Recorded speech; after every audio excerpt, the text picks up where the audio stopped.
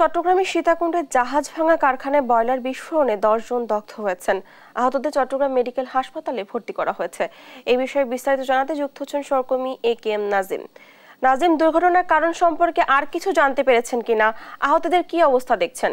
জি ডানা, যেটা বলছেন আসলে সীতাকুণ্ডের যে শিপইয়ার্ড গুলোতে দুর্ঘটনা এটি কিন্তু নতুন নয়, কারণ এর আগেও শিপইয়ার্ড দুর্ঘটনায় অনেক মানুষ নিহত হয়েছেন। আজ সকাল 11টার দিকে এসএন কর্পোরেশনের যে কারখানাটি রয়েছে সে কারখানা 1 বছর পুরনো একটি জাহাজের কাটার সময় এখানকার জাহাজের যে ইঞ্জিন রুম রয়েছে সেই ইঞ্জিন রুমে মূলত ইঞ্জিন রুমের পাশে একটি পাম্প রুমে বিস্ফোরণের ঘটনা ঘটে। এতে করে আমরা যেটি জেনেছি বিস্ফোরণের মধ্যে 10 থেকে 12 জন দগ্ধ হয়। দগ্ধ হওয়ার পরপর এখানে স্থানীয়রা, আশেপাশের মানুষ এবং ওখানে কর্মরত শ্রমিকরা তাদেরকে উদ্ধার করে স্থানীয় হাসপাতালের পাশাপাশি চমেক হাসপাতালে নিয়ে আসে। চমেক হাসপাতাল আনার পর এখানে আমরা যেটি এসে জেনেছি এখানে 10 জন কে ভর্তি করা হয়েছে। তাদের মধ্যে 10 জনের মধ্যে 9 জনের অবস্থায় আশঙ্কাজনক, কারণ তাদের শরীরের অধিকাংশে শ্বাস টান থেকে শুরু করে প্রায় 90 থেকে 95% পর্যন্ত দগ্ধ হয়েছেন। তাদের অবস্থা খুব গুরুতর।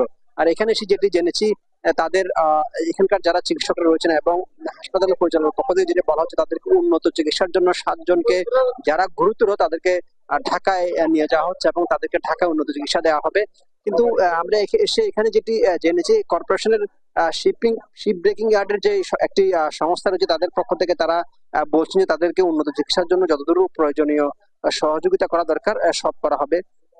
আর আর যে কয়েকজন আহত আছেন তারাও এই হাসপাতালের বার্ন ইউনিটে চিকিৎসা নিচ্ছেন। আসলে বলতে গেলে বার্ন ইউনিটের অবস্থা খুবই হৃদয় বিদারক, কারণ এইসব শ্রমিক যারা দগ্ধ হয়েছেন তাদের শরীরের প্রায় 90 থেকে 95% অনেকেরই শ্বাসনালী পর্যন্ত দগ্ধ হয়েছেন বলে এখানকার যারা চিকিৎসক সেটি তারা আমাদেরকে বোঝায়। আমরা একটু আগে হাসপাতালের যে পরিচালক রয়েছে সেই পরিচালকের সাথে কথা বলেছি। তিনি যেমনটা বলছেন তারা যারা দগ্ধ রয়েছেন তাদেরকে উন্নত চিকিৎসার জন্য দ্রুত ঢাকায় হস্তান্তর করা হবে।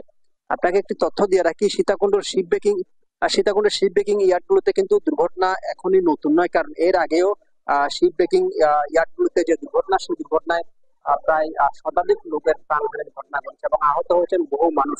কারণ আমরা কয়েকদিন পর জানতে পারি সীতাকুণ্ডের শিপ ব্রেকিং ইয়ার্ড গুলোতে বড় ধরনের বিস্ফোরণ দুর্ঘটনা, আহত নিহতের খবর পাওয়া যায়, কিন্তু শ্রমিক সংগঠনগুলো বা শ্রমিকদের পক্ষ থেকে যেটি বলা হচ্ছে তাদেরকে পর্যাপ্ত নিরাপত্তায় না রেখে মূলত শিপ ব্রেকিং ইয়ার্ড গুলো বা যারা শিপ কাজ করে তাদেরকে নিরাপত্তা ঝুঁকিতে রেখে কিন্তু এই কাজগুলো করানো হয়। এই কারণে বারবার এই দুর্ঘটনা ঘটে।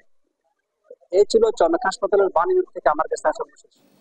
নাজিম, ধন্যবাদ আপনাকে। চট্টগ্রাম মেডিকেল হাসপাতাল থেকে যুক্ত ছিলেন আমাদের সহকর্মী।